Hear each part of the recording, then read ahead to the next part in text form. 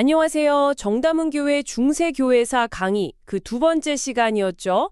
교회의 분열, 로마에서 비잔티움으로 편을 다시 한번 되짚어보는 시간입니다. 네, 안녕하세요. 그때 저희가 게르만족 이동부터 동서교회 분열, 그리고 이슬람 문명까지 정말 방대한 역사를 다뤘었잖아요. 맞아요. 내용이 정말 많았죠. 네, 그래서 오늘 그 핵심들을 다시 떠올려 보면서 또 그때 기억에 남았던 지점들, 인상 깊었던 부분들 중심으로 이야기 나눠보면 좋겠습니다. 좋습니다.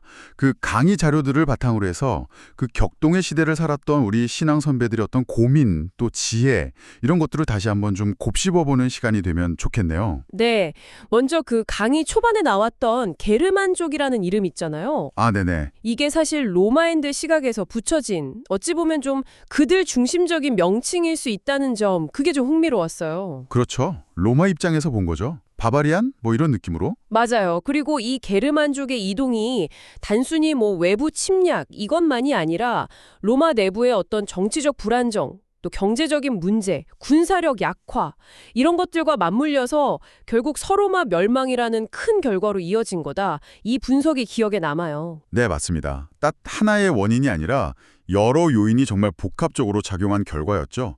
강의 때 5가지 원인을 짚어봤었고요. 그 황제 일화도 생각나네요. 로마 약탈 때 그 호노리우스 황제가 도시 로마보다 자기 애완 닭 로마를 더 걱정했다는.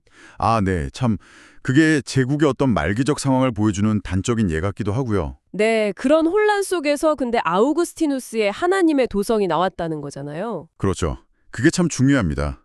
눈에 보이는 지상의 도성, 그러니까 로마는 무너질 수 있어도 믿음으로 세워지는 영원한 하나님의 도성은 절대 흔들리지 않는다. 이런 메시지였죠. 이 부분이 당시 강의 들으면서도 현재 우리 삶에도 참 큰 울림을 준다. 이렇게 느끼셨던 분들 많았을 거예요. 맞아요. 영원할 것 같던 것들이 막 흔들리고 무너지는 그런 경험 앞에서 우리가 진짜 붙들어야 할 게 뭔가 생각하게 만들었죠. 네네. 그리고 이제 서로마가 무너진 후에 동쪽에서는 그 동로마, 비잔티움 제국이 1000년 넘게 이뤄졌다는 이야기도 되게 인상 깊었어요. 삼중 성벽 얘기도 나왔었고. 콘스탄티노플의 방어체계. 네, 철옹성이었죠. 네. 그리고 유스티니아누스 황제 때 로마법 대전 편찬이라던가 그 성소피아 성당, 또 산 비탈레 성당 같은 그런 찬란한 문화들 정말 대단했고요. 네. 그 비잔티움의 특징 중 하나가 황제교황주의였잖아요. 황제가 교회 수장 역할까지 했던 서방과는 다른 독특한 체제였죠. 맞아요. 그 산 비탈레 성당 모자이크의 황제 모습도 수염 덥수룩하게 기억나네요. 네네. 그런데 참 안타깝게도 이제 동방교회랑 서방교회가 점점 다른 길을 가게 되죠. 그렇죠. 이미 사용하는 언어도 달랐고 라틴어, 그리스어, 또 정치 구조도 교황 중심이냐 황제 교황주의냐 이런 차이가 있었고요. 네, 거기에 이제 결정적으로 신학적인 논쟁들이 불을 지폈던 거죠. 맞습니다. 그 필리오케 논쟁, 성령이 성부와 성자로부터 나오시냐 아니면 성부학에서만 나오시냐. 이게 단순히 단어 문제가 아니라 서방교회가 일방적으로 신견을 수정한 것에 대한 반발이 컸다고. 네, 그 절차상의 문제도 컸죠. 그리고 또 레온 3세 황제 성상 파괴령, 이것도 엄청난 갈등을 일으켰고요. 성상 파괴 논쟁. 네. 이 모든 갈등이 결국 쌓이고 쌓여서 1054년에 로마 교황 사절이랑 콘스탄티노플 총대주교가 서로 파문하는 그 사건으로 비극이죠. 네, 폭발해버린 거죠.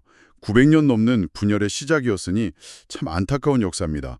1965년에야 상호 파문을 철회했지만 아직 완전한 일치는 아니니까요. 그러게요. 참. 그리고 중세 역사의 또 다른 한 축, 이슬람 문명 이야기도 빼놓을 수 없죠. 메카, 메디나, 예루살렘 중심으로 빠르게 확장했고. 네, 근데 이슬람 내부에서도 그 칼리프 계승 문제 때문에 수니파랑 시아파로 나뉘었잖아요. 그 갈등이 지금까지도 이어지고 있는 거고요. 맞아요. 현재까지도요. 그리고 강의 때 강조했던 부분인데 이슬람 문명이 중세 유럽에 준 긍정적인 영향도 꼭 기억해야 합니다. 네. 그 알로 시작하는 단어들, 연금술, 알케미, 대수학, 얼지브라, 알고리즘. 맞아요. 그게 다 아랍어에서 온 거고 고대 그리스 철학 같은 걸 보존하고 또 서유럽에 전달해주는 어떻게 보면 문명 발전의 다리 역할을 한 거죠. 네, 그러니까 무조건 뭐 부정적으로만 볼 게 아니라 그런 기여를 제대로 인정하는 시각이 필요하다는 말씀이셨죠. 네, 맞습니다. 편견 없이 봐야죠. 아, 오늘 이렇게 교회의 분열 강의 내용을 다시 쭉 훑어보니까 그 역사의 큰 흐름 속에서 신앙 공동체가 겪었던 고민, 갈등, 또 그 안에서 나왔던 지혜들, 그리고 안타까움, 이런 것들이 좀 새롭게 다가오는 것 같아요. 네. 그래서 강의 마지막에 저희가 나눴던 그 생각해 볼 점들 있잖아요.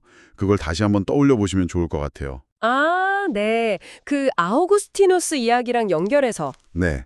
특히 그 하나님의 도성과 지상의 도성 개념. 이걸 오늘 우리 삶에 한번 적용해 보는 거죠.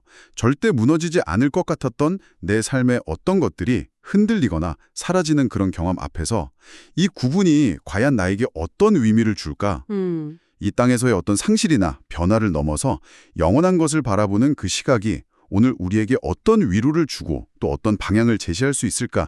이런 질문들을 그때 저희 나눴던 이야기들처럼 한번 다시 깊이 생각해 보시면 좋겠습니다. 네, 오늘 함께 되짚어본 내용들이 청취자 여러분께도 당시의 깨달음과 여운을 다시 느끼는 시간이 되었기를 바랍니다.